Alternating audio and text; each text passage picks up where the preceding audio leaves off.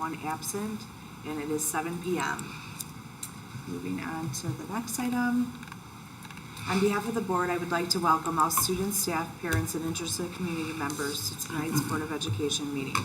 The board values and encourages public comment on education issues. Anyone having an interest in the actions of the board may participate during the public comments portion of the meeting. Please identify yourself on the board sign-in sheet. A copy of the board meeting agenda is available to review on our school district website. Please silence your cell phone during the meeting. At this time, if we could stand for the Pledge of Allegiance. I pledge allegiance to the flag of the United States of America and to the republic for which it stands, one nation, under God, indivisible, with liberty and justice for all.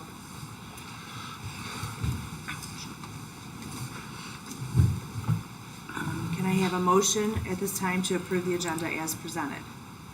So moved. Moved by Mr. Suchaki. Second. Seconded by Mr. Dobbins. Any comments? Hearing none. Roll call, please.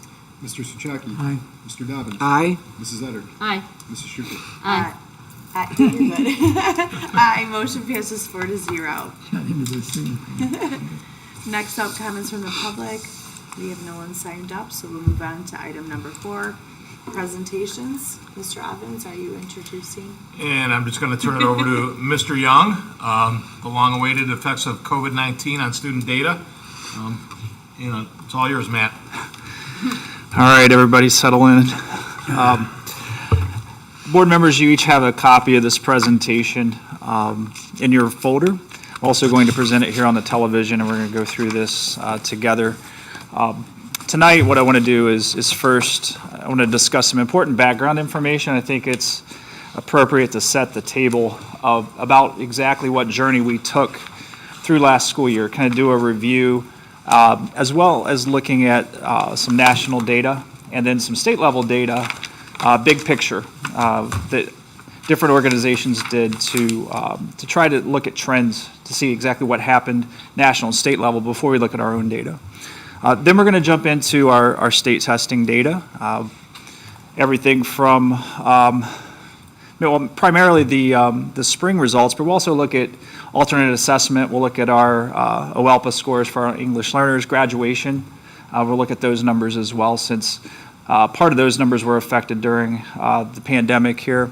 We'll look at other data, the ACT data, PSAT, SAT, advanced placement data. And then we'll just talk about the next steps.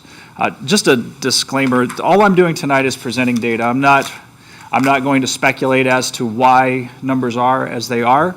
As I told several people, name an excuse and it's probably valid for the past year. There's adult factors, there's student factors, there's environmental factors, social and emotional factors, financial factors, whatever you can think of. Every single one of them is probably legitimate to some degree. So, just going to present the facts, just the facts tonight. Before I do get into this, I wanted to say some thank yous again. I can't say thank you enough. Really, every facet of the school district. The majority of the time, we're all pulling the rope in the same direction, and I think that's really important to continue to do that moving forward. Our ultimate goal has always been to keep kids in school, to keep adults who teach the kids in school, to keep the adults who transport the kids, feed the kids, clean the school for the kids in school. And all the decisions that were made last year by Mr. Evans and the leadership team were all supported by the Board of Education consistently. And you've continued to lead, and we really do appreciate that. Appreciate to have a steady force. Steady unified front that allows Mr. Evans and Mr. Muccio to make what they feel are the best educational decisions. Not that it's not without question, because it always is. But at the end of the day, there's the trust factor is definitely felt. The leadership team and the entire staff, been problem solvers, not problem creators. And we continue to do that as we attempt as hard as we can to get back to normal, knowing that we're going to probably be working through the effects of this for quite some time, not just this year or next year. It's going to be the year after that, because we really don't know how long it's going to take to get back to level, but we're going to be trying. The students and their families, I got to thank them for being patient, for being resilient. Again, nothing's been perfect, but everybody's pulling that rope in the same direction, and it helps because ultimately the students are the origin of our profession. If there are no kids coming to school, there's no need to open up the school. So we always have to remember that. And then our community who support us through levies, they support us through elections, they support us Friday night football games and everything in between. So I just do want to say thank you because we're very fortunate, and sometimes we forget how fortunate we are to have such a supportive, really, it's a family, family within a family here. All right, so let's jump into some background information. I just want to take a journey back to kind of where we started we started talking about this last July, a year ago in July, and we went through the school year as best as we could to get to where we are today. So House Bill 164, which has since expired, allowed us to implement a remote learning plan last year. And we presented that remote learning plan, and almost within days, we had to pivot about what we had planned to do. But the totality of the remote learning experience, we spent 74 days in full remote last year. That includes 15 Heights Wednesdays, when we were in session, in hybrid, or fully in person, but still had those Heights Wednesdays, which were very important days, but those are part of the 74 full remote days, or 44% of our school year we spent remotely. 41 days were hybrid. That's just under 25% of the time. 1 in 4 school days were in a hybrid model last year. And then we had 52 days fully in person, which was 31.1%. So keep in mind, the goal at that time was to keep students and staff safe. There was still a tremendous amount of uncertainty. I mean, even as we were working through the spring and we felt the end of the school year coming, and we really felt good about getting to the end, there was never a day where it wasn't on our minds. Are we going to have an outbreak? Are we going to have to quarantine staff as well as students? But we wanted to make sure that we kept them safe while maximizing the needs of all students. Not just doing what was best for some students, or these students or those students. It was what can we do that was best for all students? And I felt that we did that. And that's my personal and professional opinion. Obviously, we could debate that all day. Next came our extended learning plan. The extended learning plan had a connection to some of those ESSER dollars that Mr. Muccio has presented about quite frequently. Not as much ESSER 1, but ESSER 2 was really where we started to talk about this, but with the extended learning, we didn't even have to dip into the ESSER 2 funds, I don't believe. Is that correct, Mr. Muccio? We used success and wellness funds from the governor, so we were even able to repurpose some funds there not to dip into those ESSER funds. We implemented basically a brand new school year. I don't think people understand that when you do summer school like we did it, it was like creating a brand new school year. So we did that all year last year. We had 124 elementary students participate, 27 middle school students, 21 high school students. We had 42 teachers and aides participate. It's huge, huge. 5 drivers, we had cafeteria workers. The goal there was to recover credit, especially at the high school. You know, that's some studies will tell you those are the kids that need the most attention are your kids with only 1 or 2 years of high school left, because they don't have a lot of time before they have to go to that next level, whatever it is. And we were able to recover credit, and we'll talk about that in a little bit.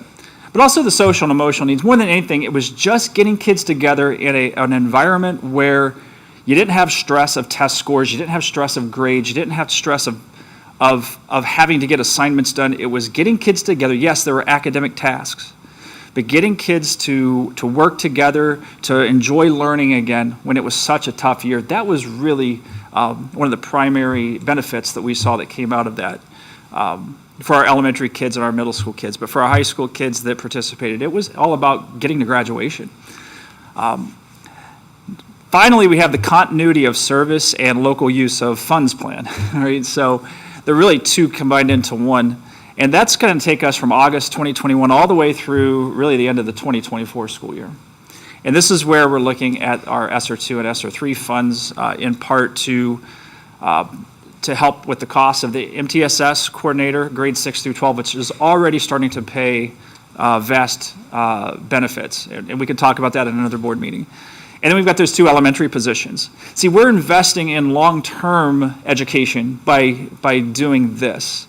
The extended learning was, again, you weren't going to fix anything, but you were going to get kids together and you're going to get them to love learning again and recover some credit for the high school kids.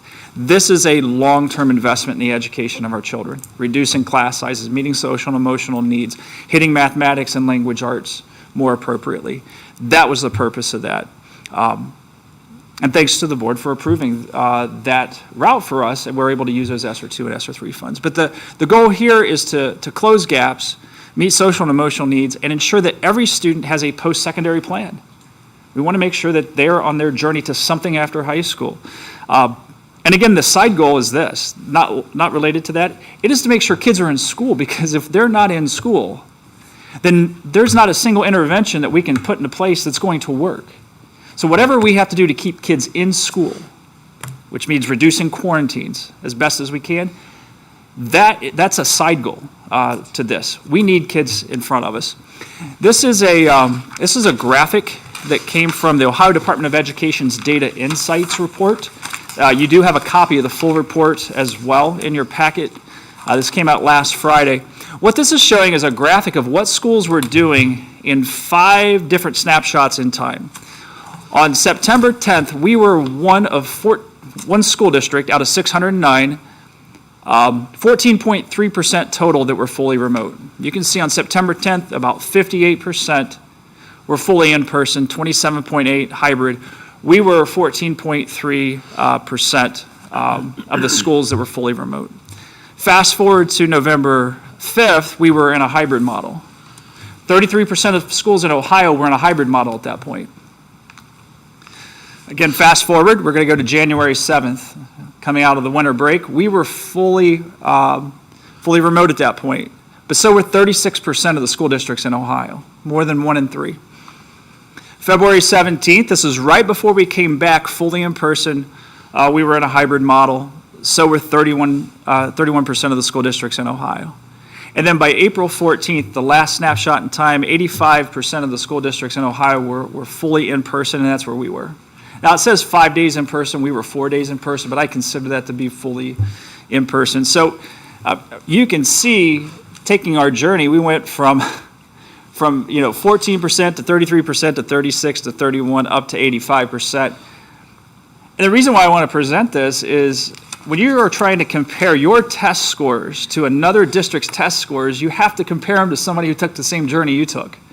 And then you also have to compare the typography. Are we a rural school district? Are we an urban school district? Are we a suburban district? Are we large? Are we small? There are these different ways the district or the state of Ohio categorizes you.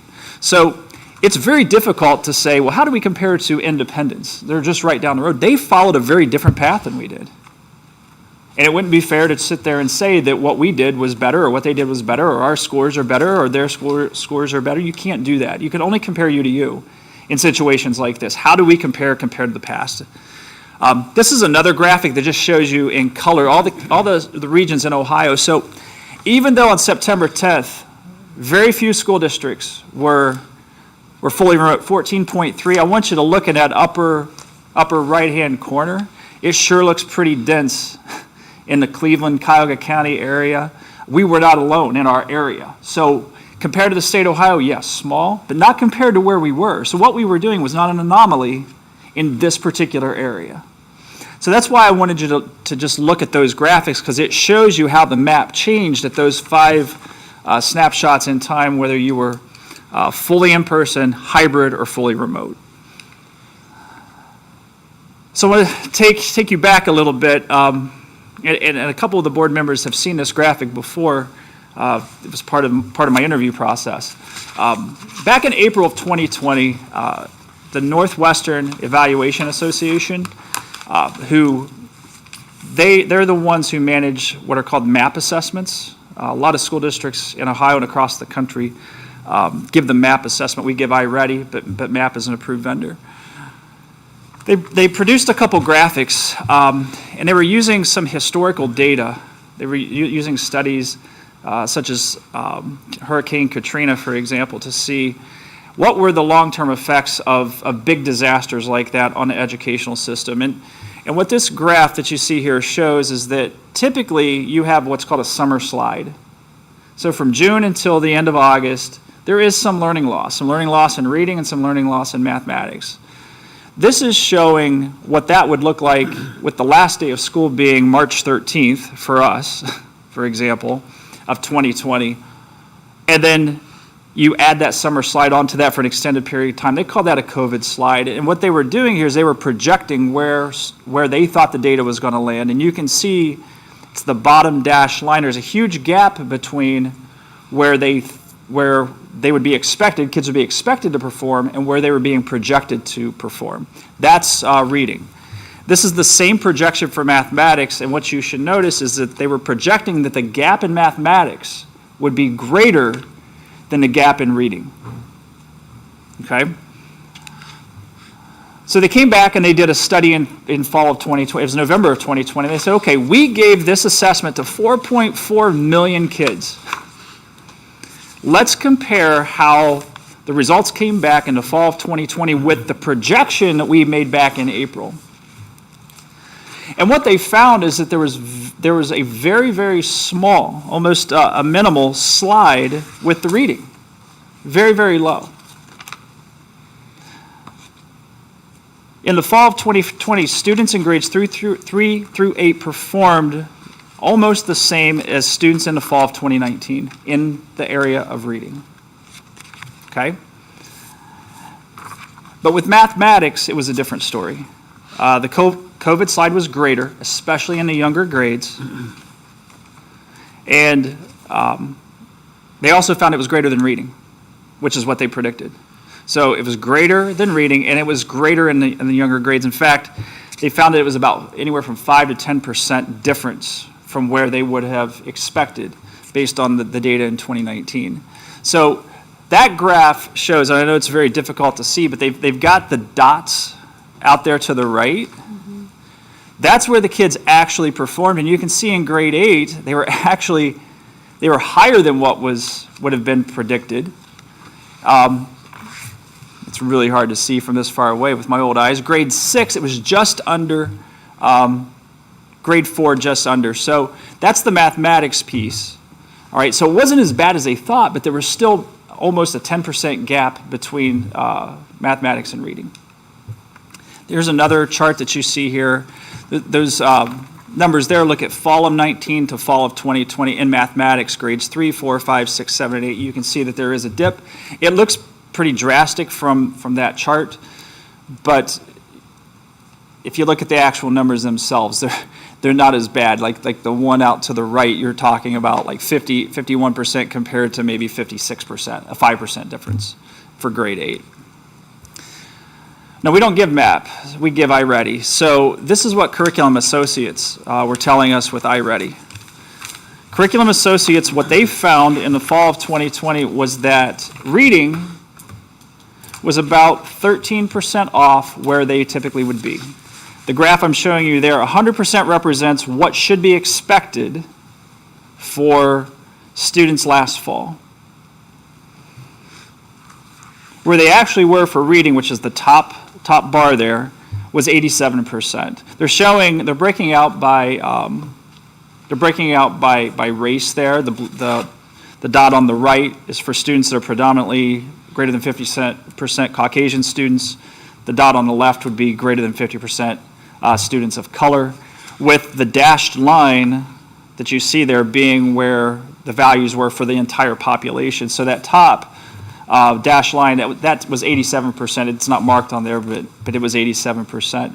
But if you look at mathematics, if 100% is where they were supposed to be, they only achieved 67% of what they should have had. 69% for greater than 50% white students, 59% for school districts with greater than 50% students of color. And you can see all the way down kindergarten, all the way through 5th grade, you can see large drop-offs in where students should have been. I mean, look at 5th grade. 5th grade is significantly under all the other grades in the elementary levels. right about 51%. So basically, you think about it, they lost like half a year's worth of learning there. So that's iReady. Now, this was June of 2021, so now they sprung forward and said, okay, what were the overall results? And they gave 4 different graphics here. I picked the one that most matched us. And this was for school districts who were under one model all the way till January and then switched to an in-person model for the majority of the time after that, which was us. And so what we see that overall, you have about 5 months worth of learning loss in mathematics specifically, because that's the one where they've seen the greatest decrease in performance. So about 5 months worth of loss, which we said was about half a year, which is what the data had suggested. All right, so that's great. That's national. How about us? So if you look at this slide, I'm only comparing end-of-year results. End-of-year 2021 with end-of-year 2019. I couldn't do end-of-year 2020 because we were shut down. We have no end-of-year 2020 data. So I had to go back to 2019 to compare spring to spring. It's different cohorts of kids. So you got to think about that. Like 5th graders last year were 3rd graders in 2019. Okay, kindergartners last year weren't even in preschool yet.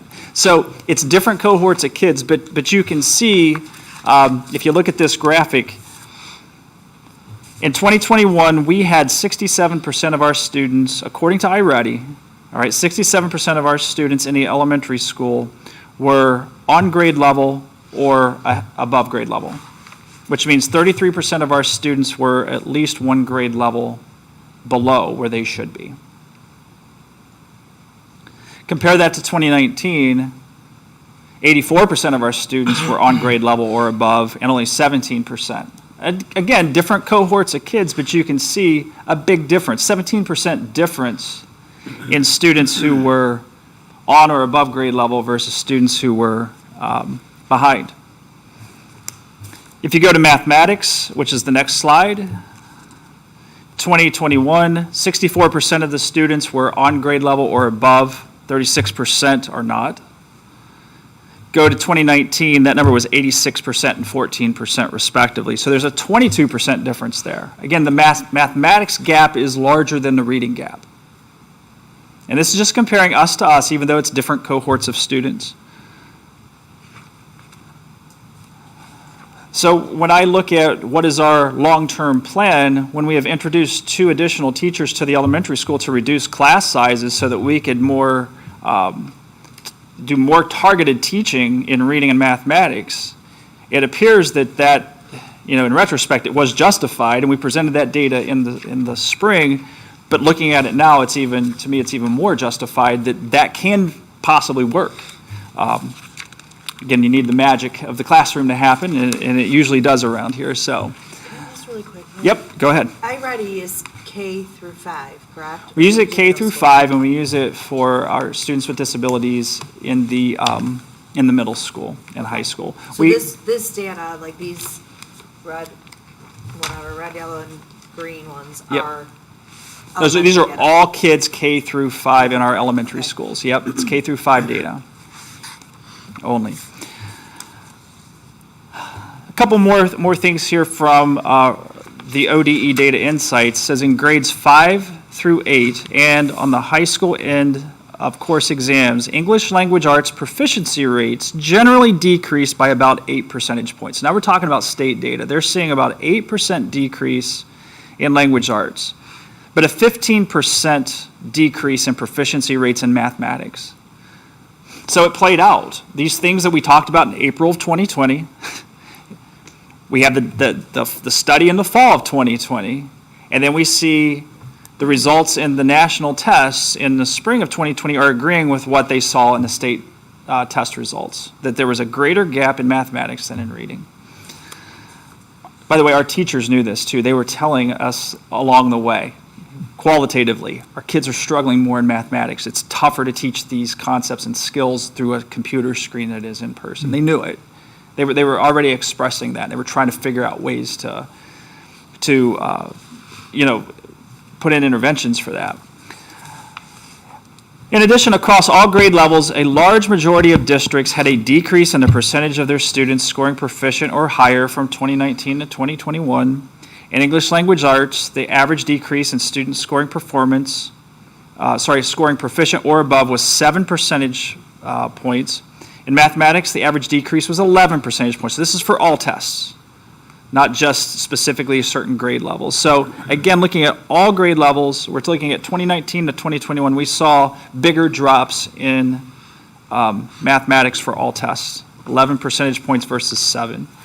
This includes decreases in students scoring at advanced, which is the highest, a 5, 4 is accelerated, and proficient, which is a 3, with an increase of students scoring in the basic and limited range overall, which those will affect a performance index on a state report card because they look at those number of students scoring in each of those categories and do a weighted average and then plop some number and rank schools and sell houses. Sorry, I interjected a personal opinion there about test scores and misuse of them. This is showing one more graphic before I jump into our scores. This is showing how the different modalities of learning affected test results. So the state hasn't released large-scale numbers of these, but they have done some of their own internal studies and released just enough graphics to get people wondering, is there more? So in 5th grade, for example, a school that was fully remote the entire year had a 12% decrease on average in the ELA 5 test. Whereas if they were hybrid the majority of the year, or most of the time, it was a 7% drop, and in districts that were in person, the majority of the time had a 5% drop. Still had a drop. Because everybody shut down in March of 2020. Okay, so that slide still happened for a longer period of time. It's just the gap wasn't as big for those that were in person the majority of the time. Okay, so those were just some graphics to set the table. I spent way too much time setting the table, so let's jump into ours.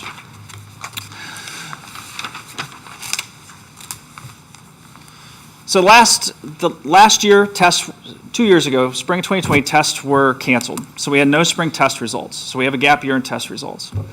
I went back to spring of 2016 and I looked at all of the spring assessments we've given during the regular administration of Ohio State tests. 6,603 assessments we looked at, okay? We have an average score, this includes the pandemic. 5 is the best you can get. Our average score is a 3.71, with 32% of our students on all assessments being advanced. That's the highest you can get, it's a 5. 29% is accelerated, which there's only 2 scores defined in law on state tests. A 725 is the minimum threshold to be accelerated, and 700 scale score is the minimum threshold to be proficient.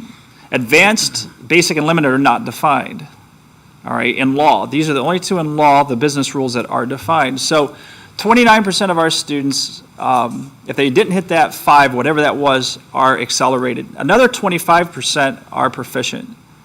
That means 85% of our kids, including a pandemic year, are proficient or higher on state assessments. This is telling me that Cuyahoga Heights isn't a district that should ever be aiming for 700, which is just proficient. We're at least an accelerated and advanced district. Those are where the majority of our efforts should be aimed. Yes, we should make sure that we know which kids are on a threshold of not being proficient, not being, basic. We have to know those kids and we have to give them appropriate education. But that's our record right there, including a pandemic. We'll put that up against anybody, Mr. Evans. Would you not say so? Absolutely. Okay. This is a really interesting chart here. Yes, sir. Young, one question. I'm not familiar with the Ohio State tests. What curriculum or what subjects do they cover? So they cover, you can see. Sorry. Yeah, we're going to hit that. That's a great question. It segues right into this next graphic. So we have English language arts every year from 3rd grade to 8th grade. We've removed the 9th grade English assessment because in grade 9 and 10, it's the same standards. They're grade band standards. So it didn't make sense to test kids twice on the same standard. So they only test now in grade 10. The grade 10 test has graduation implications, specifically because a student has to score a 684.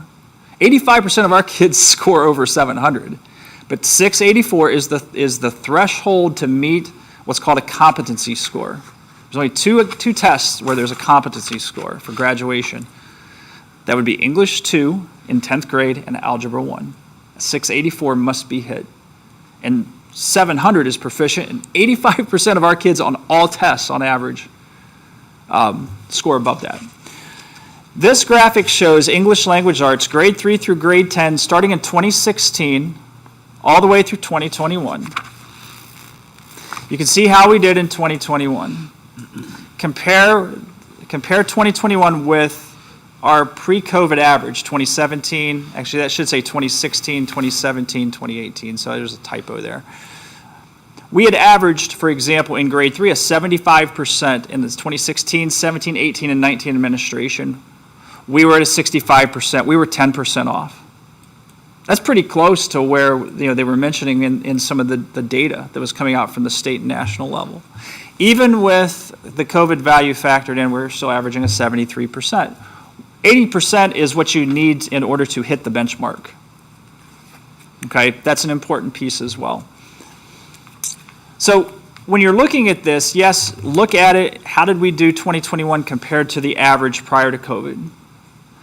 But I've also color-coded it because I'm showing you different cohorts.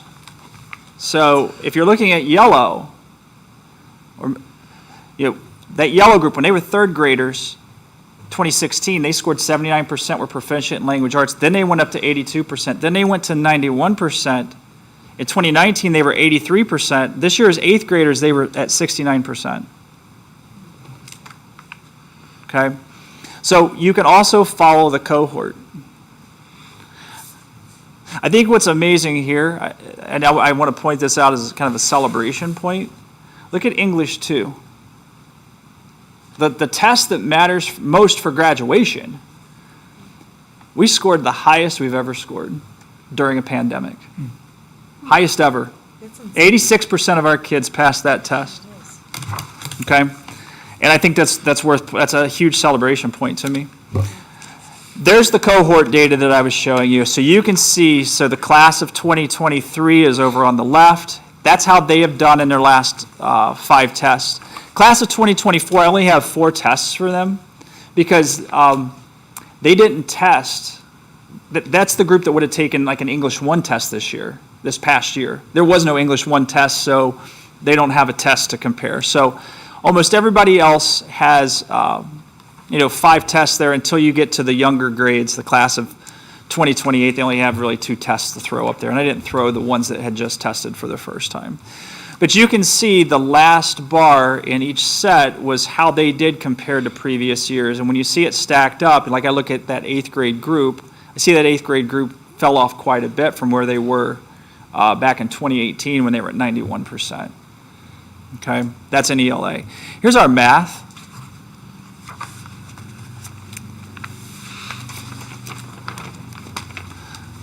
So with our math scores, again, in a normal year, if they were assigning grades, you want to hit that 80% threshold. It's not something we expected. In mathematics, we knew we were going to have a little bit bigger drop than we did in the past. But I want to point out, we still had 96% of our kids in middle school algebra score proficient or higher, and 83% of our high school algebra 1 kids. So fantastic numbers, and you can see how they've compared in the past. All right, always have high numbers there, but historically, look at our mathematics across the district. Historically, before COVID, everything was above 80%. So you can definitely see there was a bigger effect in mathematics because we've been extremely high achieving overall in that mathematics piece there. But overall, I wouldn't say that we did too poorly. I will point out, not to pick on my 8th grade group, which are now 9th graders, but they went from 86%, 93%, 89%, 92%, and then they split out because some go to 8th grade math, some go to high school algebra, but 51% and 96%. So the 51% is still a pretty large drop for the kids who just stayed in 8th grade math. And you can see they had a big drop in the 8th grade language arts too. So, the current 9th graders, for me, assistant superintendent, they've got my attention because I'm going to follow them very closely academically, because this could have implications that start shaking things out, 3 years from now with respect to graduation rates and things like that. And that's where the MTSS coordinator comes into play. Who's responsible for working with the guidance department to have graduation plans and ensure that these kids are making the progress they need to be making. So that's their cohort data. You can see overall how they've compared previous years of testing versus this past year. So everybody dropped off. Here's science. This is really tough to kind of compare to the past because kids will go 2 or 3 years and not take an assessment. They take 5th grade science and then they don't take another test till 8th grade science, and then for some they don't take that test again until 10th grade year, maybe even 11th grade year, depending on where they are. But I want you to look at those numbers for 2021. Now look at again, not to keep beating the dead horse here, our 8th grade group was only at 69%. Okay, so we know we got some work to do with our current freshmen, but 82%, 95, 91, and 87 for the other scores. That 95% in biology is one of the high. I haven't seen anybody who had the guts to put their test scores out there who beat us on the biology. I know there's got to be somebody out there. There's just nobody with the forthcoming data that has put it out there in our local area. So that's something to be proud of. American history at 91. Even our government kids at 87%. It's fantastic. 82% in 5th grade. So that's marvelous. Here is again, I say compare us to us, but here's us compared to the state, and I kind of ranked them based on our score versus the state average and what the percent difference is. So for example, you see Algebra 1 overall. This is middle school and high school all put together. Average score in the state of Ohio on the algebra test was a 49%. We averaged an 87%, 38% higher than state average. So compare us to us, but when it works in your favor, compare yourself to everybody else.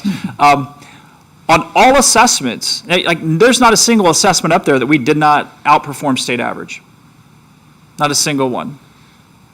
19% overall. On average, we were 19% higher on our assessments than state average. So I got to give our students and our staff a tremendous amount of credit for grinding through this. This was a resiliency year, and overall, you got to say you're pretty proud of how that came out. But you can see we definitely outperformed the state of Ohio on average. Even the our science, 8th grade science, which was the lowest of the scores. Yep. Even outperformed. 10% higher. Mm-hmm. That's right. Yeah, so there's celebration here. I mean, even when you compare us to us, we're pretty critical. I have mixed feelings about test scores.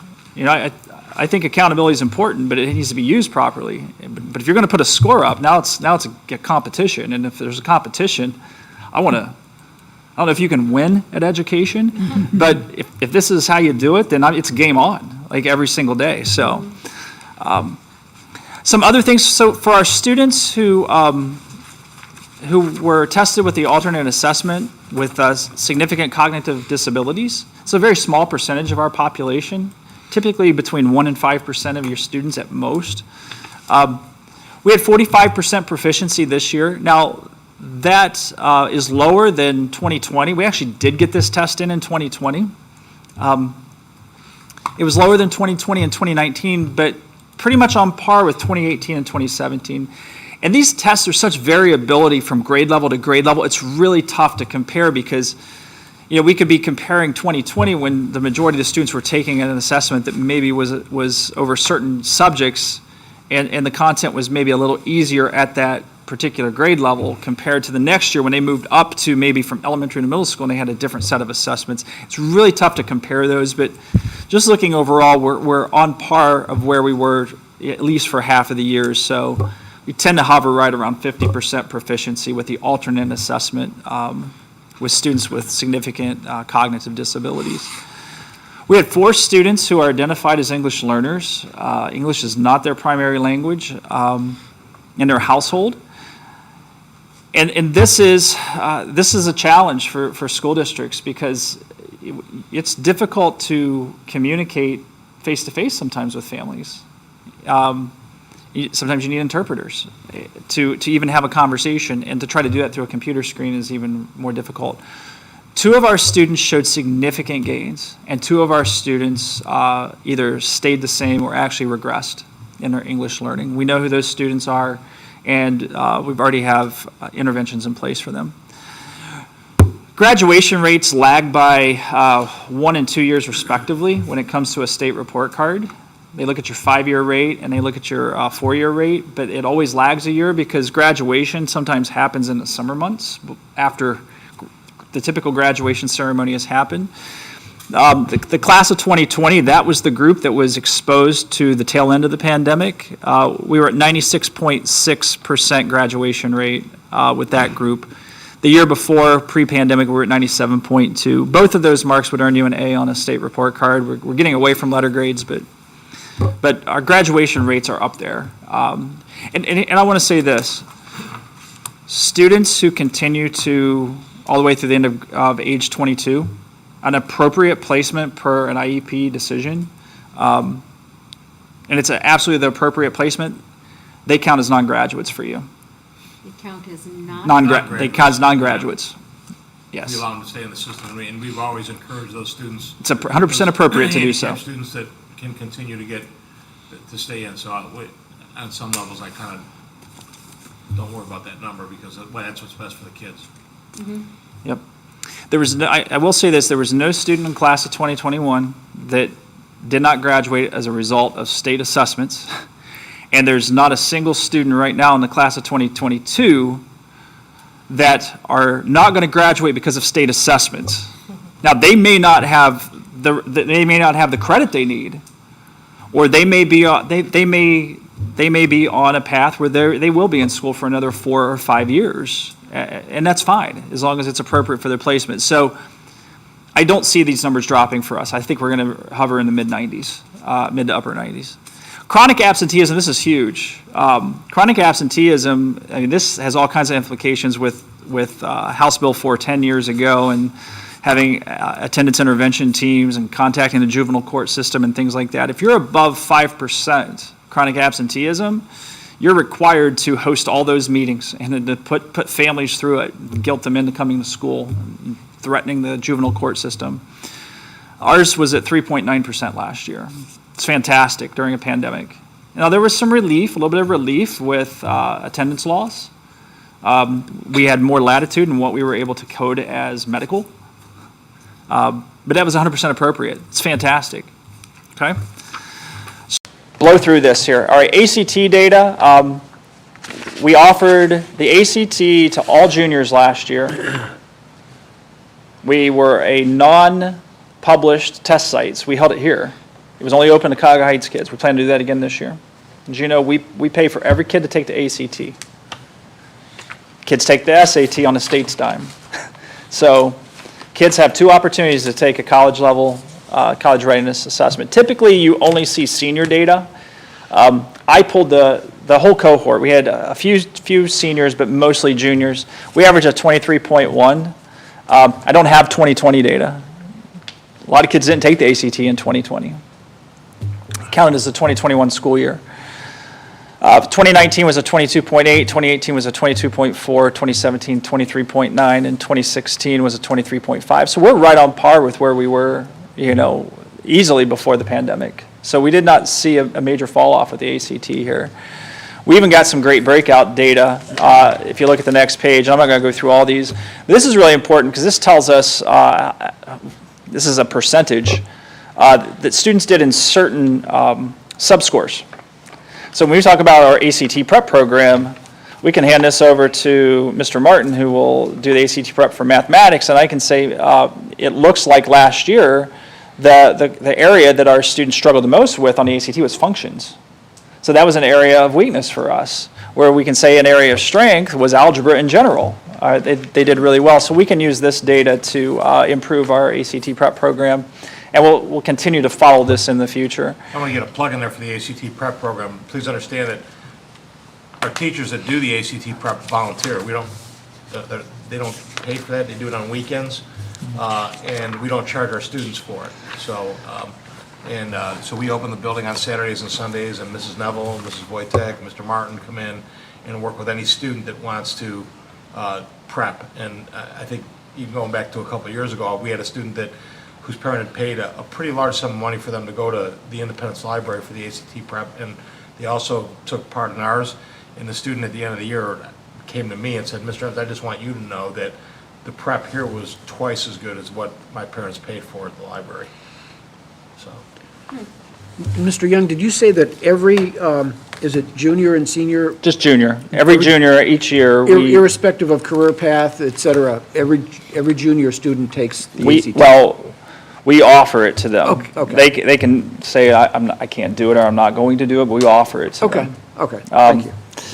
So I think that's great. Like, if we have 100 kids, we get 100 vouchers. And any in a junior class that we don't use, and we open it up to maybe seniors who want a last-minute score, or sophomores on a first-come, first-served basis. We don't waste them. Okay. It's something that we do. It's very special here. Maybe sometimes taken for granted that we pay for PSAT, ACT, and AP tests.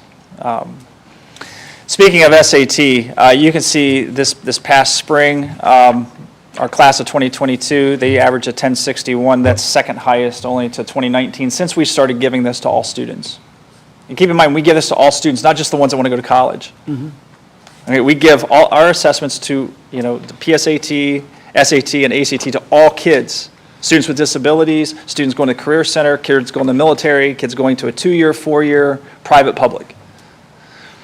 So class of 22, our current seniors, they had the second highest average at a 1061. And even if you look at the fall assessment, the PSAT that they took before the SAT, it's the same group. They had 1019, it's the second highest, only in the class of 2019 since we've been giving it to all kids. This is just an example of some of our longitudinal data that we keep with the PSAT. We started giving this to 8th graders, and we give it to his 9th graders, then his 10th graders, and then his 11th graders, and then the SAT. So we've been tracking the longitudinal data. So for example, you can see the class of 2022, for example, if you follow it, like they scored a 934 in the fall of 2017, a 966 in the fall of 2018, a 993 in the fall of 2019. Then they went to a 1019 and a 1061. So you can see they steadily increase over time. So that's just an example of that. I do want to point out our sophomores that took the PSAT 10. They had that's the highest that they scored. It's the highest that has been scored in the years that we've been given it. So our current juniors and our current sophomores both put up the highest scores. They're not listed on here, but it's worth saying. And our 8th graders had a difficult time with the PSAT as well. So not just state tests, but we also saw that on the PSAT.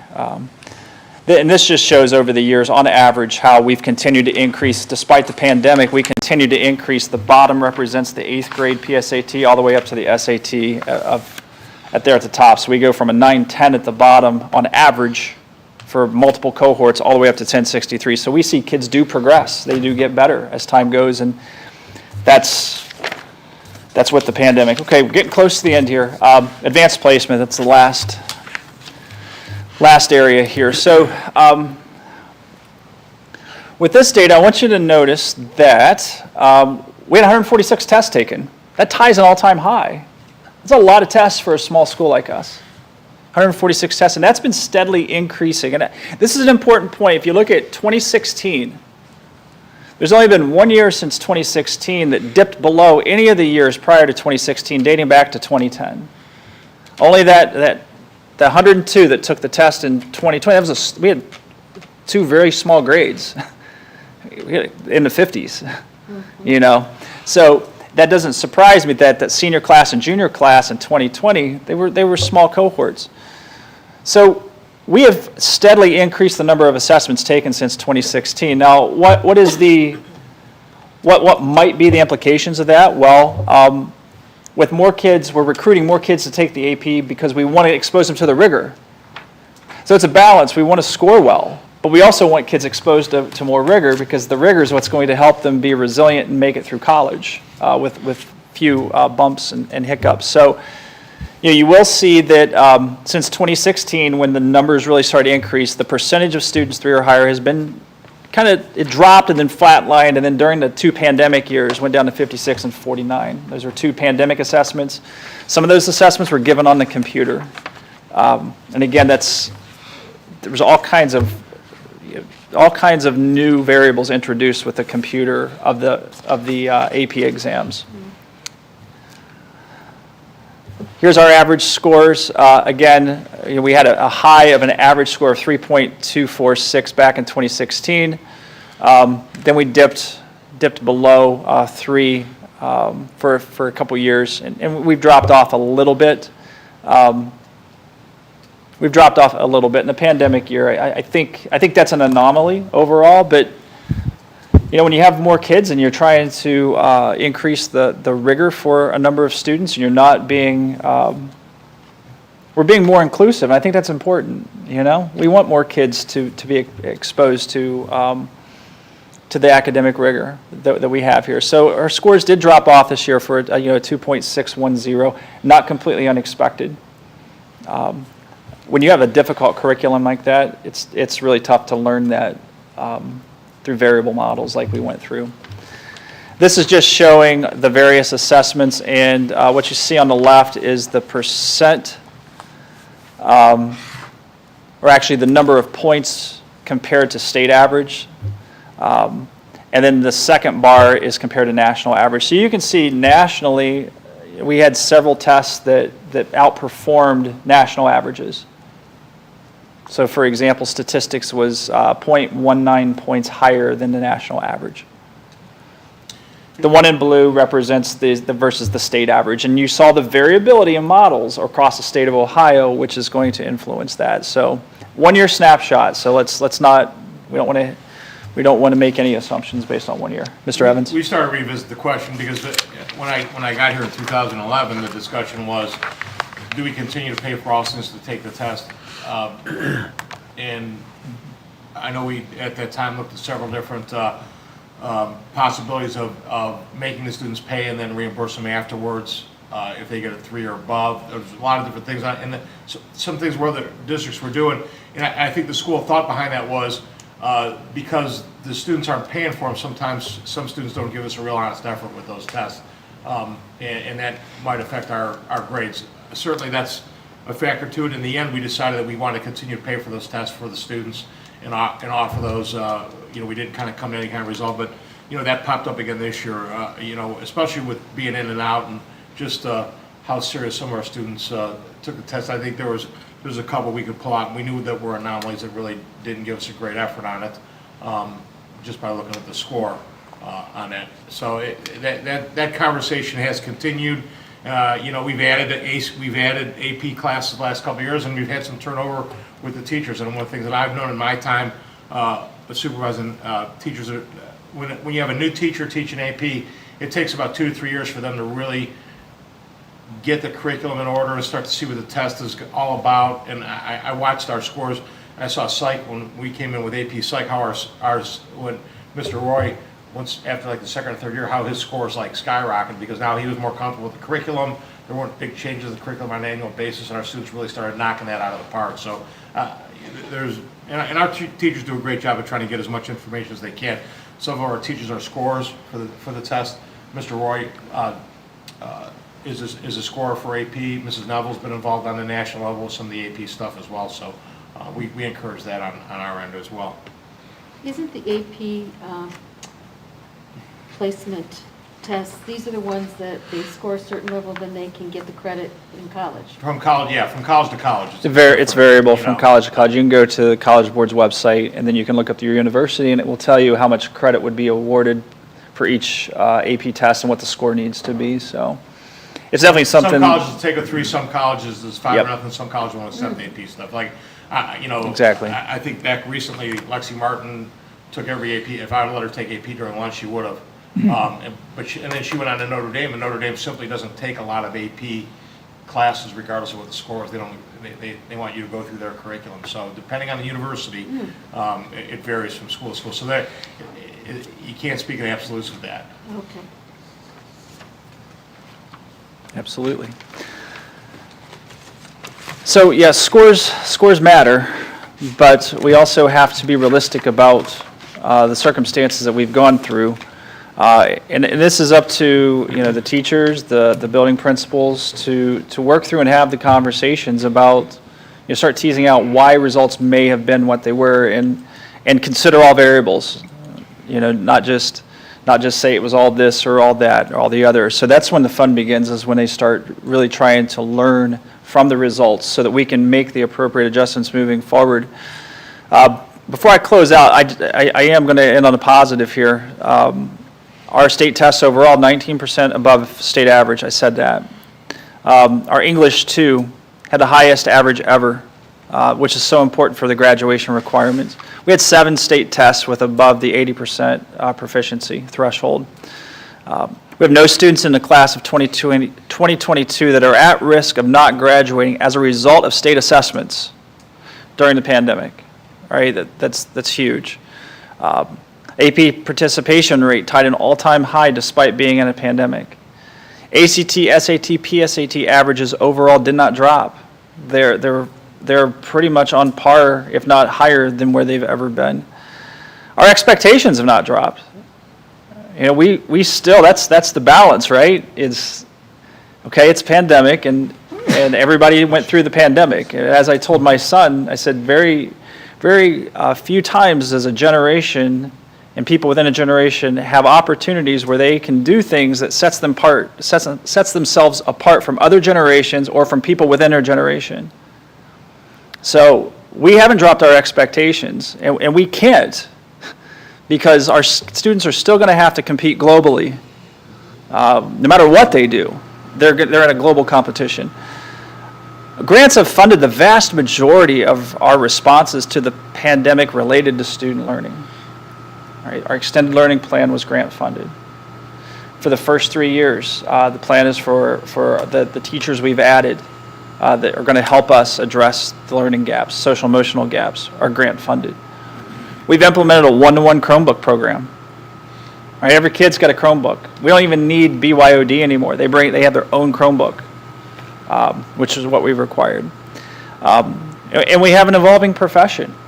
All right, that's the good thing, is that our profession's been jump-started to evolve at the same rate, if not maybe even faster than other professions have in recent times. Our priorities moving forward is to keep kids in school. The best way to close gaps is to have them in the classroom. And whatever it takes to keep them in the classroom, I 100% support. We will examine the fall assessments. We are in the midst of doing iReady, but we have large numbers quarantined right now in the elementary school, so we can't get the test results yet.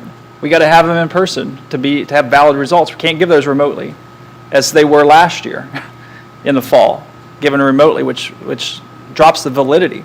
So we're going to look at iReady and the 3rd grade test and the PSAT. Those are all fall tests. The KRA, everything's in the fall there. We're going to look at those. We're going to continue to examine all test results as they come in throughout the year to say, hey, are we performing pre-COVID, or are we still stuck in kind of the COVID rut, so that we can examine whether our interventions and our enrichments are working. We fully expect to return to where we were prior. How long is that going to take? Don't know, but we expect a trend in that direction. Because as you saw, 3.71 is our average on all scores, state tests, regardless of pandemic. Social and emotional needs are really important. Mr. Evans, what did somebody say today that they surveyed last year's seniors, and 41% talked about having a form of depression, and they said 31% had contemplated suicide in the last year. Numbers in ODE staggering. Say in a meeting that were just startling. The survey done last spring of the graduates, so that those come directly from the Ohio Department of Education. So that was Yep. Yeah, that caught my attention, and we're going to continue to have a growth mindset and collaborate. Actually, the collaboration has been fantastic, not just internally here, but district to district. Mr. Evans is on he's on the phone, he's on the internet, he's on Zoom with other superintendents all the time. I mean, all the time. There's not a day that goes by that he's not collaborating with a half a dozen other people. And I think that's important for all of us. So I'm sorry I took an hour to go through that. No, he's not. But First of all, he told you in an hour. He's not sorry. He wanted another half hour. I wouldn't do yeah, it, I'm so. sorry. Well, we'll save that for board policy. So, I mean, if you have questions, you can ask now, or if you can just throw them my way over the course of time.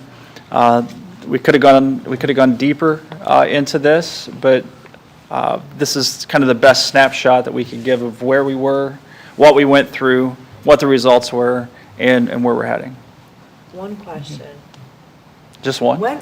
Just one right now. When will the spring testing results be sent home, be mailed home to families? We got the family reports about 3 weeks ago. I've given those to the principals. So we've talked about, do you want to do open house? Hi, welcome to your new school year. Here's your test scores from last year. So that would have been the easy way to go, but we didn't feel that was appropriate. So now it's a matter of just putting them in envelopes and sending them home. So we do have those score reports that are available. I'll talk to the principals about getting those out. I've given those to Mrs. Houchin and Mr. Janitovich to send home. So we'll get them out for sure. Absolutely. They're important. If we were to summarize what happened here, we would say that there was a slide, but that the overall results weren't as bleak as we I would agree. anticipated. I would agree. We did have a slide. We had a greater slide in mathematics. That was something that was being experienced and communicated in real time by our staff, that they were seeing that happening and play out. It was predicted. I didn't share that with them, that it was predicted. That's just something we had talked about internally. Mm-hmm. But I don't think we didn't fall off as significantly as was predicted, I would say. In fact, I would say a lot of celebration slide points. relates to the delivery model, and I think that's consistent with other districts that we've talked to. So, which circles us right back around and say it's best to have them in school. Right. Which is, everything that we're doing is trying to keep bodies in seats. Is there anything that can address, particularly in the mathematics area right now? Is there anything special or different or unique that can be addressed for our students?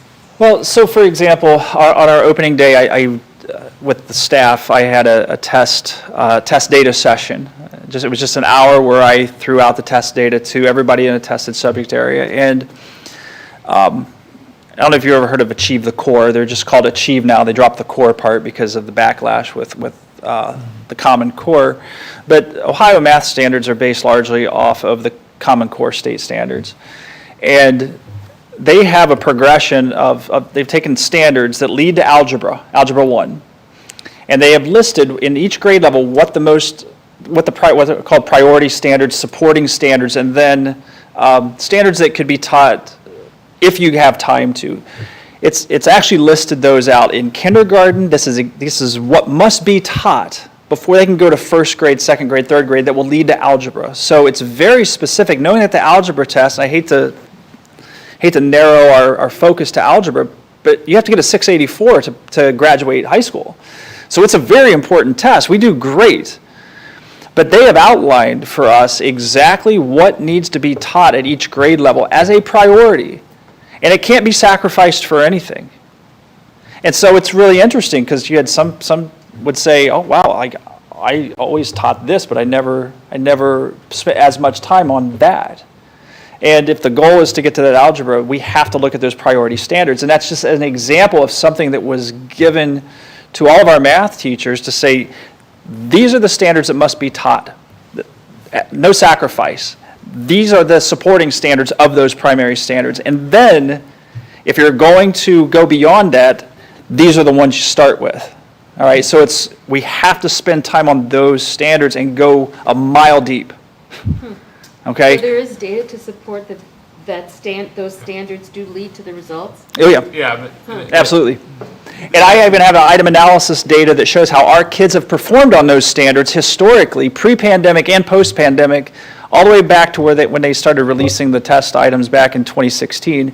So we can see on average how our kids did pre-pandemic, during the pandemic, and then looking at those very critically to say, oh, okay, our kids have always done well on this, there's no reason to think that they won't do well on this. Or this standard, our kids have really struggled with this. Okay, now's the time to go a mile deep, not a mile wide and an inch deep. You know what I'm saying? So the data is there to do it. We have to take the step to make sure we're looking at it, having discussions about it, monitoring our kids, using all the resources we have to support that. So is there, yes, there's. One of the strengths Mr. Young brings to the table is that he's able to drill down to specific standards and to isolate those with the teachers. And he did that as a principal, and now he does that as assistant superintendent, that he's able to take a look at the data. He's able to drill down and tell the teacher that standard A, F, C, and J are the ones where we didn't score well as a group. The way he aggregates the data, and especially our math teachers love that kind of analysis because they're very analytical people. But it works in a lot of other areas for us too.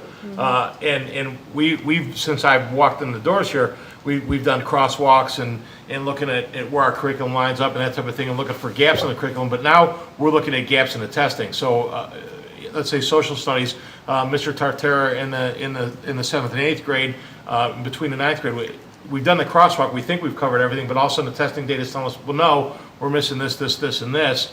So we're able to really drill down and know exactly what those standards are, and then be able to address them, whether it's in the middle school or in a high school curriculum, to say that we're covering our bases on those, so we know where that is, and that's impressive. that's a strength that Mr. Young brings to the table that I think the staff really appreciates, because he doesn't talk in generalities with them. We're talking specifics. We're going to really look at specific standards, and then our teachers really know how to take that information and turn that into instruction. Very good. Thank you so Thank much. you. You're welcome. Very Thank you, Mr. good. Young. All right. Moving on, item number 5, Mr. Muccio. Thank you, Mrs. Schubert. Item 5A, motion to approve the minutes of the August 25th, 2021 regular meeting is found in attachment T1. Item 6A, motion to accept the bank reconciliation, financial reports, and payments for board review as of July 31st, 2021, as prepared and certified by the treasurer as accurate, as found in attachment T2. Item 6B, motion to approve new vendors to the school district for W-9s attached, as found in attachment T3. Item 6C, motion to approve purchase orders over $5,000, as found in attachment T4. And item 6D, motion to accept the attached list of donations received through August 31st, 2021, as found in attachment T5. I ask for motions 5A, 6A through 6D. Can I have a motion to approve the treasurer's business consent agenda motions? So moved? Moved by Mr. Dobbins, Second. seconded by Mrs. Etter. Discussion. I just wanted to point out a few things. 6A, the financial reports. This is the first month of fiscal year 2022, July. We'll go more in depth as we work on the 5-year forecast, as that's only a couple months away when we really jump into those. Item 6B, new vendors. We have 2 tonight. One is the Global Vending Group, and this is for a book vending machine over at the elementary school, a little less than $5,000. And the second one is for Barta Enterprises, which is Kona Ice, North Coast, and this is for a shaved ice food truck for homecoming. And item 6C, we have 1 purchase order over $5,000, and this is for the elementary school, 14 tables to assist with spacing for COVID that we have in place. And the donations received, we just want to thank the Cleveland Music Group for donating 17 sweatshirts for the senior band members that we have. That's all I have. Excellent. Roll call, please. Oh, sorry. I just wanted a little more information about the elementary school book vending machine, what the function is and. It's for students that earn tokens to get books, and I was a little upset because I saw Olmsted Falls unveiled theirs 2 days ago, and they got the jump on us, and Mr. Lloyd is the king of Twitter over there, superintendent, so they just had a big ribbon cutting ceremonies. The students will be able to accumulate tokens, and then they can use the tokens to get books out of the machine, out of the vending machine. And that's theirs to keep? Yes, sorry. And yeah. they earn the tokens by doing whatever. Yeah, Whatever positive things that the Yep. teachers want to Yep. reward. Okay. Probably tied to our PBIS program, I would assume, which is pretty deeply rooted in law these days. So it's a nice way to promote positive behavior. Students have Well, hopefully we can get the first student who gets the book on video and record that. Yeah, it looks really neat when I was seeing the pictures of it too. And I was thinking back when I was in school, we had personal pan pizzas from Pizza Hut if we read so much.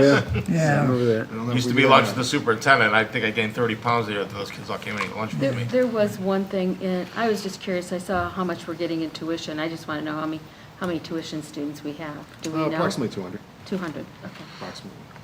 thank you. Roll call. Roll call. Mr. Dobbins. Aye. Mrs. Etter. Aye. Mr. Souchaki. Aye. Mrs. Schukert. Aye. Motion passes 4-0. Next up, treasurers.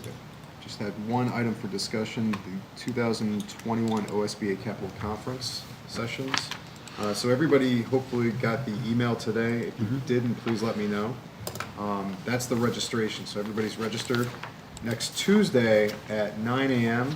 is the hotel portal.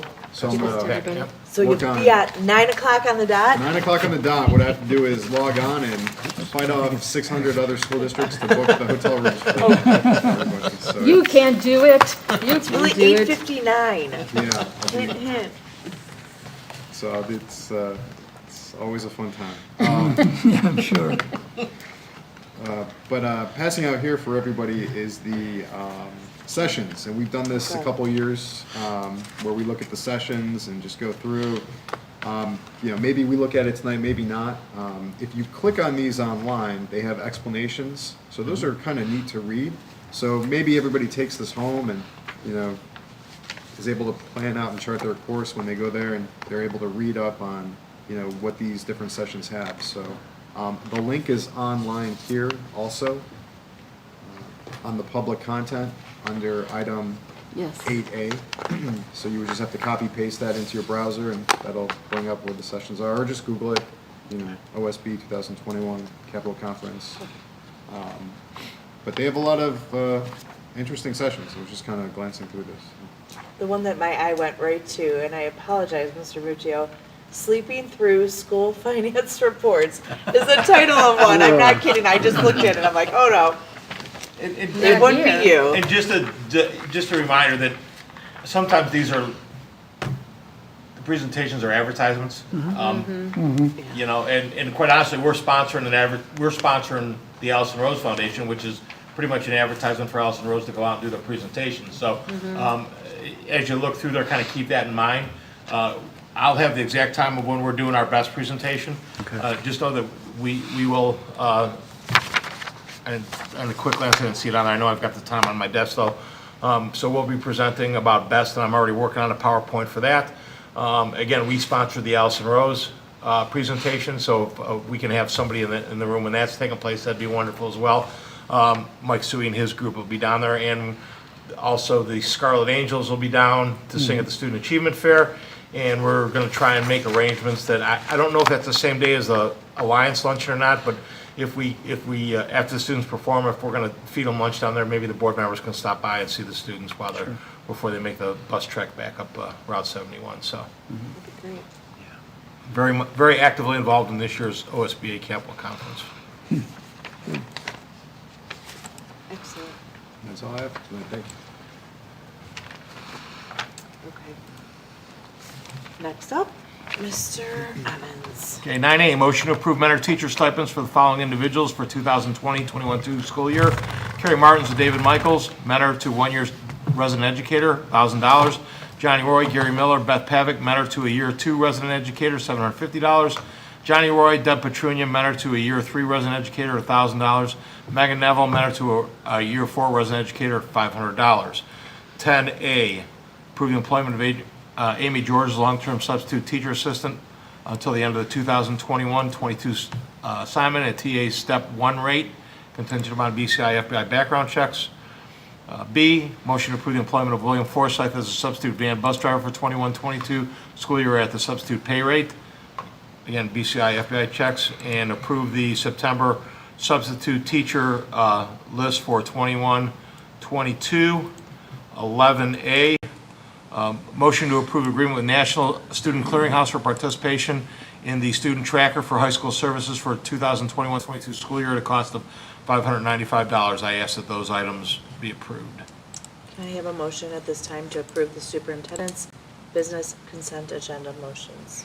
So moved. Moved by Mr. Soucek, Second? seconded by Mr. Etter. Discussion.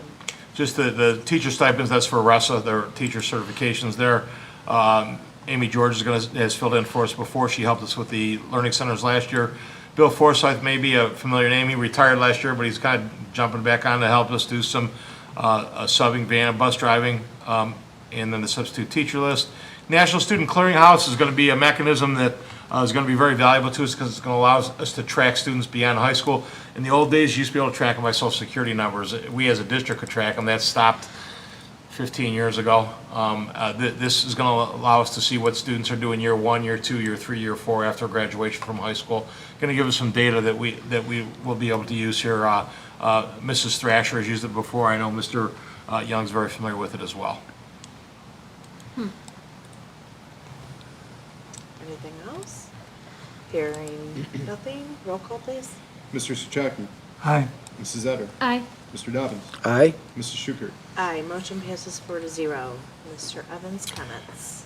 Some things, if you go to my comment section, I've got some things under the administrative content there. The first thing is the mascot selection process. We've talked about this as an admin team, and here is a timetable that we'd like to kind of talk to the board about. At the beginning of October, we'll begin soliciting recommendations from students, staff, parents, and community members and alumni. We'll do that via Google form, and anything that's appropriate, we'll add to the list. On November 15th, we'll narrow that list to the top 20, but with a second survey. So we'll take all those names and we'll throw them on a Google, again, another Google form, and we'll tell people pick 4, pick 5 of these, and then we'll narrow it down to the top 20. By January 15th, we want to convene a committee made up of students, staff, board members, alumni, community members, with a facilitator to narrow that list to 5. So at that point in time, we would kick a committee in, and we'd start sorting through those 20 and narrow that list down to 5. And then by February 15th, we would narrow the list to 2 with a survey and present to the board the final 2, and then have a recommendation of 1 by March 15th to the Board of Education from the committee. That's kind of a roughed out time. Please take a look at that. Give me any input on that, because we're ready to kick that in beginning of October here. Can I ask, so will this include not only the name of it, but Whatever the the mascot, yes. I I think what we're going to do with the initial survey is is to kind of do a twofold, that if you have a rendering of what you think it's going to be, but at some point in time, it doesn't get into that top 20 without some kind of rendering of what we're looking at. Some of them are going to be multiple options. Just so people that have brought things to me, everybody's got an idea. We could use this, we could use this. I wanted to allow for an avenue for that to become a part of it, knowing that the branding on it may change through time, as branding with mascots does. And I'll be perfectly clear with people that this is not about changing the school colors or anything else. This is just about the mascot and moving forward with the mascot from that point. excellent. Looks good. Next is best facilitator Laura Garrett. Her proposal will be on the second meeting in September. Actually, I'm probably going to use Laura to facilitate that mascot committee meeting as well. I can't drive that as the superintendent. I should not drive that as the superintendent. I don't want this to look like Tom Evans's pick for the school mascot. I've already talked to Laura about that. Laura and I had a great conversation. I think she's going to stop by next week. Laura's been gone long enough that she hasn't met Matt and some other people in the building, so we're going to get Laura in the building and sit down and talk to her. I think she's got a really good grasp of where we want to go with best, and I think Jim's Whistler is still going to be available to her so we can pick up and move on with our best committee at that time. OSBA presentation, I'm currently working on a PowerPoint. I'll get that to the board. I already mentioned that the Allison Rose and the Scarlet Angels District communications, I mentioned that in my update last Friday. We were done with Erin Graham as of August 1st. So she's, the last couple Tom Talks have been a combination of Tracy Deal, Dave Wallace, and myself, taking a fair amount of time on Thursdays and Fridays, getting things in line. Tracy's getting a little bit more comfortable with that. Tomorrow I've got a meeting with Charlene Paparizos. Charlene can't come on and help us. She doesn't have to, her time is too wrapped up, but she has volunteered to kind of point me in the right direction with some people. She felt that we needed a story writer. She's got a person in mind for that. We're going to talk about that tomorrow to develop some stories about the district. She also has a printer that she's worked with. We've begun working on a quarterly newsletter with Tracy Deal. Tracy did a great job of setting up for news and views for each of the secretaries, each of the building secretaries, where we can start to accumulate data right now. So then we get to the summer with news and views, all the students or months are in there. So when we're done with fall sports, all the fall athletes will be categorized by the athletic department. So instead of in June trying to reach back and gather all that information, as the season goes on, we can enter stuff, and also a separate file that we can start dropping some pictures into. So the idea in the end would be that news and views would be a template, and we would just drop this different information in different parts of the template to move forward. So been a lot of time involved working with that. Obviously masking conversations come up.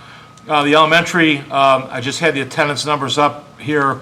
38 out today, 40 day before, 39 last Friday in the elementary. It became necessary to go to masking to keep, and we won't see the effects of the masking until this group that's quarantined comes in, is able to come back next week. So I did say I'll take a look at it every 2 weeks, and I will, but I track the numbers daily. Our high school, middle school numbers, our attendance has been outstanding. We're still as a district in that 93% range, which most districts wish they could be in a non-pandemic year. But really, last week had one whole classroom in the elementary closed down, and a good part of the second, and really going to do our best to avoid that moving forward. Knock on wood, it seems the first couple of days seem to have been smooth with that, and people are on board, and people just want to be in school. So we'll take that out of the equation. So compliance has been very good. Yes. Yep. Vaccinations this Friday. Over 70 staff members have signed up for flu shots here this Friday. Over another 20 students, community members have signed up for the Pfizer COVID vaccine this Friday as well. So thanks to Mr. Young for pulling that together and getting that out. So we'll be doing that here in the Bonneray Media Center this Friday morning. And that's a good thing. And I know that I just listened to a podcast before I came down here that, the flu vaccine last year was as effective as it's ever been, but also they felt that, again, the mask wearing played a big role in the fact that we didn't talk a lot about the flu last year. Yeah. So, but again, want to get out in front of that. And again, I think people right now are willing to do what they need to do to keep and stay in school. And that's what the goal is moving forward. I meet with GPD tomorrow. Matt and I meet with GPD.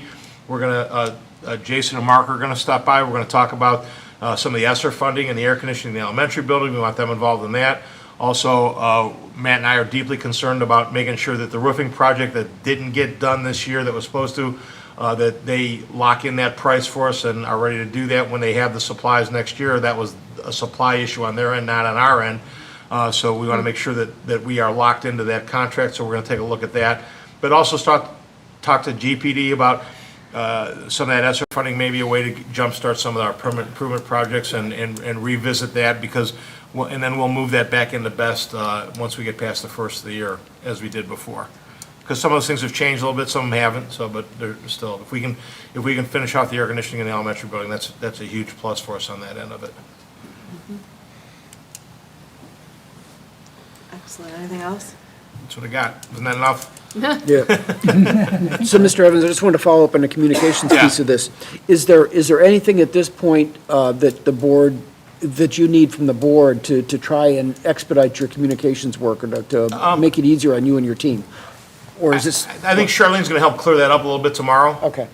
Again, she's given me a couple meetings on the phone, and she's made some phone calls for me. The story writer, I'm still wrapping my brain around that, and how does that story writer then work its way into getting releases to the neighborhood news, the newsletters? I mean, where does the, I mean, I get the concept of a story writer. How does that connection then get made on that end of it? Is that something that's going to fall on us? Is that something that's going to fall on the story writer? I want to know So I'm still trying to figure out some of the details of some of the things that I've heard from the board that they want to see happen.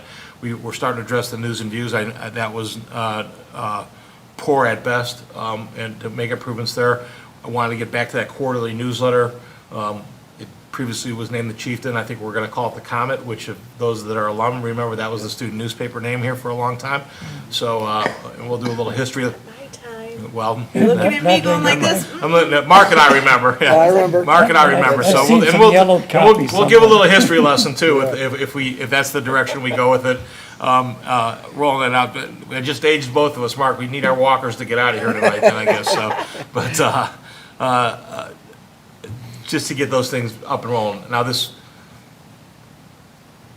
the other part that Aaron was doing was the social media part. I don't know where we fill that gap, Yeah, I wasn't really necessarily needing to have it all Yeah. fleshed out tonight, but I guess what seems to be really imperative or important at this point is that we have these kind of timely and accurate communications for the COVID status, because it's in a constant state of flux. And so I just didn't know if you needed any additional resources to try and keep up with that. That's almost a standalone communications. forced me to start earlier in the week. So I literally started today with Tom Talks. Normally that would be late Thursday, early Friday, because I wanted it to be timely, because quite honestly, sometimes from Wednesday to Friday, numbers and data change, and I don't want to write it out and then have to redo it Friday morning. It's hard enough to do it one time, then they have to do it and redo it. So, but I am starting a little bit earlier, so I can get that information to Tracy, and then she has to get it to Dave for Dave to push out, and make sure it gets proofed and that we're where we need to be with that. So. Well, thanks to you and Ms. Deal and Mr. Wallace for your collective efforts. It's just very, very important information, and thanks for getting it out. I would just say though too, like if you need this support, I know that we've had maybe different ideas of what the communication, support should look like, but I think the majority of us really don't want your time being taken with the communication. So if there's a way we can help support whatever the plan is you guys come up with. And I'm still looking, Lindy, quite honestly, because there's a Okay. gap, because Yeah. a good friend of Mr. Janatovich's wife just got hired at Shaker to do communications for their district, obviously a much bigger district. He just happened to be talking to her, that's a $55,000 in salary plus benefits on top of that for the entire district. Obviously, we're somewhere, but so there's a gap.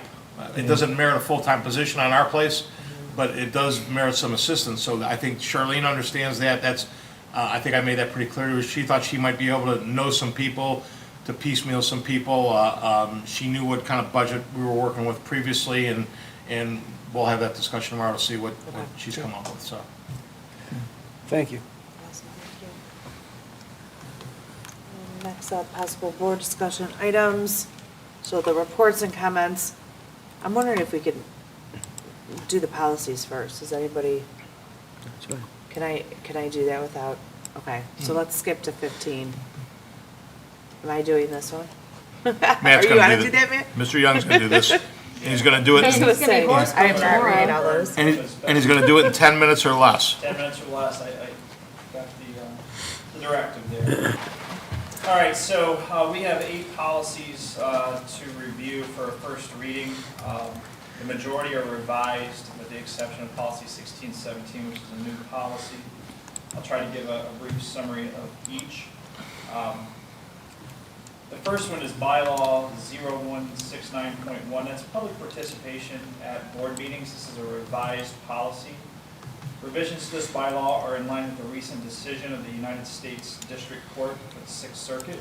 Some of the optional language has been deleted so as to remove the authority of the presiding officer at board meetings where public participation is permitted to regulate speakers on the basis of comments that are abusive, frivolous, and/or harassing. These measures are intended to prevent districts from engaging in viewpoint discrimination for remarks that are oppositional in nature, perceived as hostile to the direction of the board, and/or merely offensive.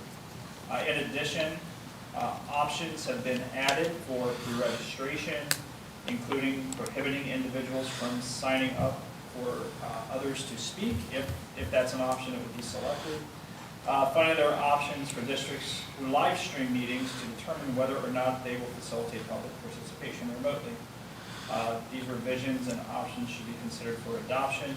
And overall, these actually open up the door for less restrictions when it comes to public participation. I just encourage the board to look at this one because this is a bylaw. And as the first reading, I'll just point out one specific thing. This is item D. We did not check the box. Individuals may not register others to speak during public participation. That's something we did not mark, but if that is something the board feels important, please communicate that to Mr. Evans. So basically, if Mr. Hartman wants to speak, I can sign him up to speak. He doesn't have to sign himself up to speak. I don't know that matters. We didn't think that was a major problem. But he'd have to be here. The person would have to be here or on Zoom. So That's true. because there is the live streaming option, so I could sign somebody up to speak who may be streaming in because they do not have the ability to sign up. Right. Or somebody that's not going to be at the meeting at the beginning of the meeting, that's going to be there by the public comment section as well. That was Yes. several Yeah. lawsuits. As a matter of fact, if you followed the news at all, even the State Board of Education has had issues over public participation. So some of this verbiage has come out of those recent lawsuits. Yep. So that one, I just ask that you go over that with a fine-tooth comb, just because it is a bylaw. Policy 1530 is the evaluation of principals and other administrators. This just simply falls in line with OTES, which is the Ohio Teacher Evaluation System 2.0, which went into law last year. We're implementing that this year. And the principal evaluation system must be based on the teacher evaluation system by law. So you have to have the teacher evaluation system in place first, and then the principal evaluation system comes second. This is just updating our principal evaluation system to say that we are going to implement OPES 2.0, which is pretty standard. All districts are doing this across the state of Ohio. They're either implementing it this year or next year. Policy 1617 is a new policy, and it is connected to 3217 for certified staff and 4217 for classified staff. This deals with weapons, specifically when it comes to those designated by a board of education who is permitted to carry a weapon within a school. As we know, school grounds is not a place where weapons are permitted except by a police officer, for example, or someone designated by the board of education. What this policy does is it aligns with the current Supreme Court ruling from June 23rd of 2021 that says if you're going to carry a concealed gun during the workday, you have to have 737 plus hours of peace officer training, or alternatively have 20 years of experience as a police officer. So, and there's a lot out there, and I'm not really going to go into it, but there was a disagreement between two different revised codes. One said that, yes, the security officer can carry it, and the other said that the Board of Education can have anybody they designate, an administrator, a teacher, a custodian, without doing the training.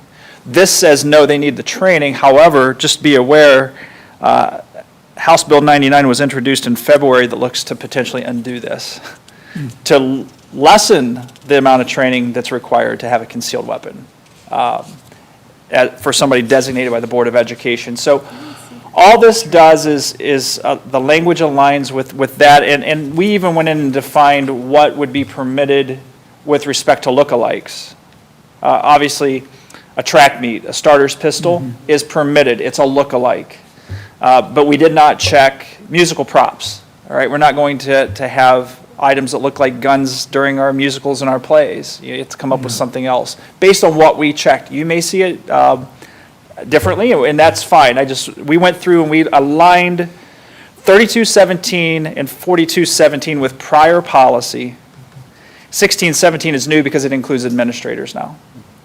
So those three go together. They're essentially the same policy, one for administrators, one for certified staff, one for classified staff.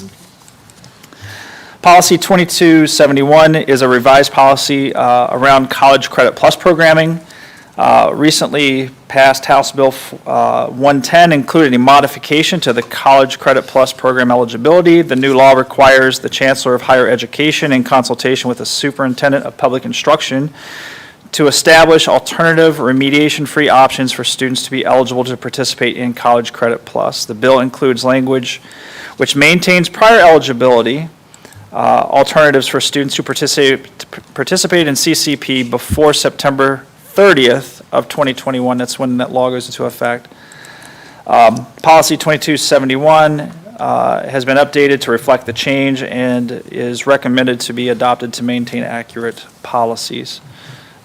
Basically, what we did in there is we spelled out if a child is on probation, how that child can get off of probation so that they can continue in a College Credit Plus program. So, as well as alignment to the law.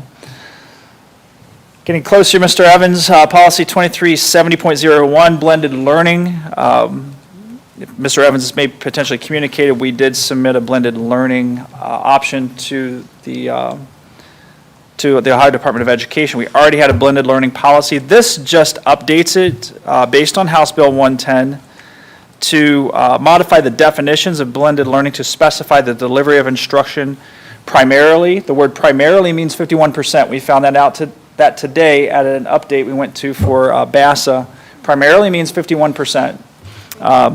Should be supervised in physical locations away from home, adding the requirement of an annual instructional calendar of at least 910 hours. So if we're going to do a blended learning program, we have to track attendance, and it has to add up to 910 hours.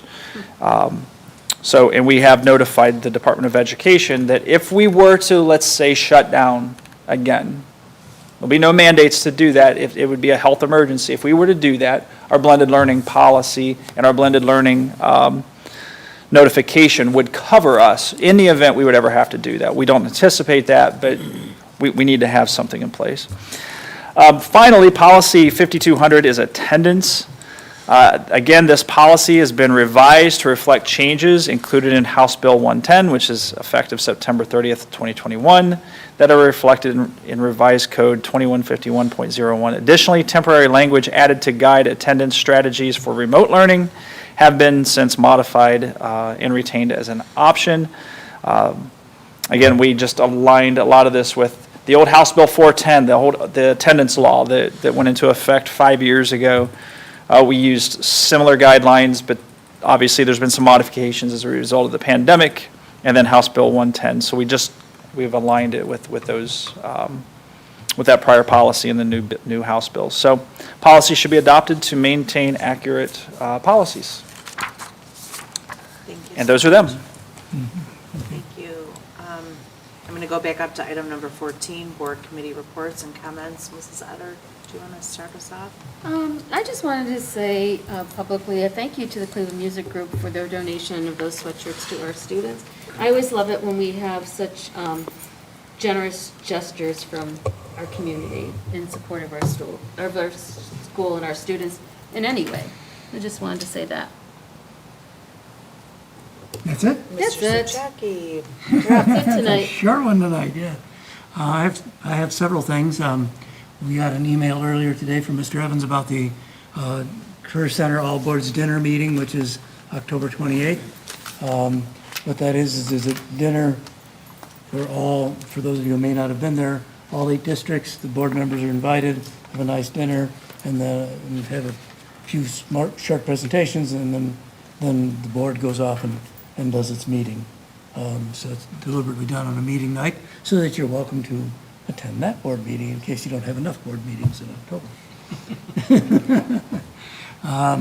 Second thing on my list, I have several things on my list. Let me bring this up. The superintendent, Dave Mangus, has been appointed as a member of the Skills USA Ohio State Board of Directors. Skills USA is a career technical student organization providing leadership, teamwork, confidence, presentation, and competitive skills to CTE students throughout the state. So he is now a member of that state-level board, which I think is very nice. Used to be VICA. Used to be Vocational Industrial Clubs of America, now it's Skills USA. Oh, okay. I also, COVID-19 update at the end of the second week. The Career Center has had 2 positive student cases, and based on tracing, none of them were from within the school. They were all from outside. There have been no positive staff cases or quarantines at the Career Center. I also have, let me make sure I got all of this right. So we have some documentation that was handed out as our last meeting, and you're welcome to review these. There's the adult education catalog. There is the high school program catalog, and then, of course, the student calendar. And I asked Mr. Mangus, where were these produced? And these two were produced in-house by the Career Center. Okay? And we are working toward getting the Career Center in condition up to level with enough equipment and enough training of students that they'll be able to take this on for the member districts. So, I mean, it wouldn't be it'd be another vendor that we could choose. They used to do our program activities for us. So they're trying to get When up I to first some. got here the first 3 or 4 years, they did them for all the sending districts. We sent our stuff down, they did our program activities, and then they interjected where their programs fell into that, and then probably 2015, they stopped doing that. And I'm not sure why, but some updates are going on in that area, and hopefully they'll be able to offer that service to all of us by for next school year. So we'll keep that in mind when it comes time to order. And I think, let me make sure, I think that was, and then there was one staff reassignment that I wanted to mention. One of the instructors in the cosmetology area has moved from instruction to research, doing some of the research similar to what we have presented today from Mr. Young, follow-up on students, trying to figure out the best courses to bring in, which courses should be grandfathered or closed out in order to keep current and in order to meet the needs of the community. So that position has been added to the staff. And that's all I have. Thank you, Mr. Dobbins. I attended Saturday's football game. The band sounded great, and the team played fantastic, so it was a good afternoon. That's your report? That's it. Report. I feel really like I dominated the whole thing I there. don't have anything. Didn't mean to do that. I'm just happy to be here, and we're still kicking and moving on, And and your looking arms- forward to new things, and In case anybody missed it, CBC Player of the Week, Week 1, Owen Schubert. Yeah. how Oh, did that yes, I'm look sorry, I like? forgot to mention that. Thank you.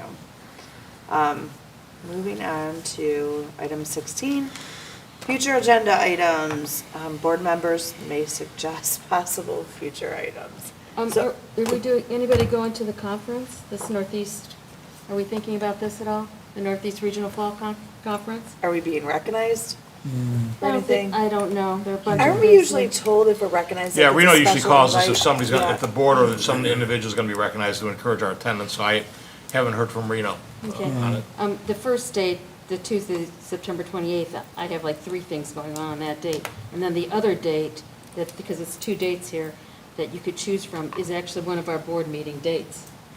Because I remember in the past, sometimes we had, Yeah, I honestly, like, unless someone's being recognized from our community, I don't see a need to go, just. Yeah, I agree. That's kind of the approach I've taken too. okay, just wanted to bring it up since it came in my mail the other day. I didn't fully read your email. Do we have to RSVP for the CVCC? Haven't we needed to do that in the past? Yes. Yes. Yeah, they just want a number. Okay. We also have a concert that night. There's, I think, Right. orchestra. Sorry about the comment. Starts at 7, so you can still go to, and hustle back. Okay. That's true. So are you going to, should they, I'll be at CVC. no, I mean, in order to give them a number, do you want all the board members to contact you? Yeah, just let me know, and I'll let the Dave secretary know. I have to I'll look put a at reminder in the this Friday update. Yeah. Okay. And so a future item would be maybe if we could do our homework, we'll get this to Joe too. I don't know if this needs to go on, I don't even know what month we're on, September. I don't know. Talk about it in October's work session, because we Thank you. open up at the beginning of You're November. good so. at that, just toot, toot, toot. All right. But there would be a future agenda item. It should be noted that the Board of Education members receive their agendas several days prior to the actual meeting. Thus, they've had considerable opportunity to study it, ask questions, etc. Upcoming meetings, 7 PM in the Bonneray Media Center, unless you hear otherwise. September 22nd, October 6th, October 20th, November 3rd, and November 17th. At this time, I will make them. October 6th work session will be Joy Houchin and Mike Jantovich to talk about foreign language, some additions to foreign language and some immersion. I will, if it's okay with the board, I'm going to put Mr. Young in charge for that meeting because I will be in Columbus for that meeting. That's a work session. Okay. Sounds delightful. So 18, I will make a motion to adjourn the meeting. Can I have a second? Second? I made the motion. Mr. Second. Dobbins made the second. And any discussion? Hearing none, roll call, please. Mrs. Schukert. Aye. Mr. Dobbins. Aye. Mrs. Etter. Aye. Mr. Souchaki. Aye. Motion passes 4-0. It's 8:45.